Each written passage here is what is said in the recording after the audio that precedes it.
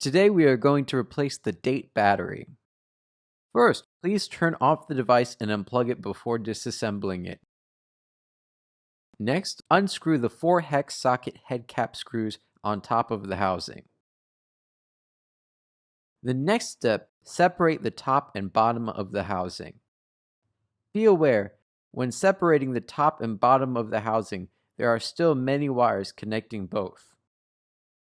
Next, take off the top housing and then remove the dead battery with the plastic ruler or other tools so that the device will not be scratched.